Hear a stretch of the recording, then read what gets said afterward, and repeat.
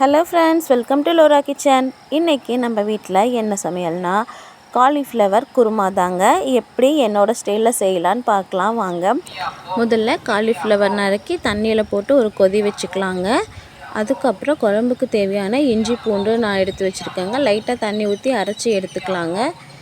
இப்போ பாருங்கள், காலிஃப்ளவர் ஒரு கொதி வந்துருச்சு. இப்போ காலிஃப்ளவர் தனியாக நம்ம எடுத்து வச்சுக்கலாங்க. இப்போது குழம்புக்கு தேவையான மசாலாங்க: அரை மூடி தேங்காய், ஒரு பெரிய தக்காளி, சோம்பு, பட்டை, கிராம்பு, கசகசா போட்டிருக்கேங்க. அது ஒரு பக்கம் அரைச்சி எடுத்துக்கலாம். அதுக்குள்ளே ஒரு வாணலி வச்சு எண்ணெய் ஊற்றி சோம்பு போட்டு இப்போ நம்ம ரெடி பண்ணி வச்சுருக்க காலிஃப்ளவரை தண்ணி இல்லாமல் ட்ரை பண்ணி எடுத்துருக்கேங்க. அதையும் போட்டு இதில் கலரிக்கலாங்க.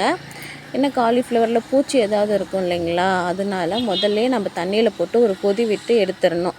நல்லா கொதிக்கிற தண்ணியில் போட்டு அலசி எடுத்துக்கணும். அப்படி எடுத்த காலிஃப்ளவரை இதில் போட்டு நல்லா கலந்துக்கலாங்க.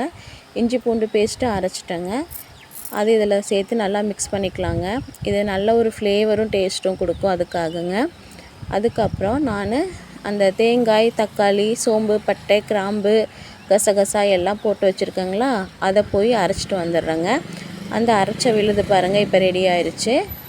அந்த அரைத்த விழுதும் இதோடு சேர்த்திக்கலாங்க. அரைத்த விழுதை சேர்த்து நல்லா கலந்து விட்டுக்கலாங்க.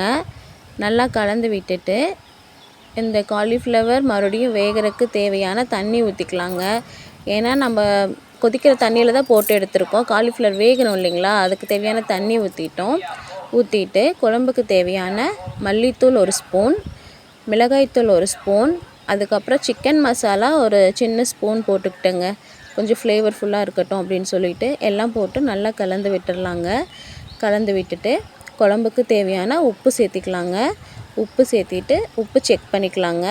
இது ஒரு 5 நிமிஷத்துலேயே இந்த காலிஃப்ளவர் வெந்துருங்க. அவ்வளோதாங்க, நம்ம வீட்டில் இன்றைக்கி ஸ்பெஷல் ஒயிட் ரைஸும் காலிஃப்ளவர் குருமாவும் தான். உங்கள் வீட்டில் என்னென்ன ஸ்பெஷல்னு கமெண்ட்டில் சொல்லுங்கள்.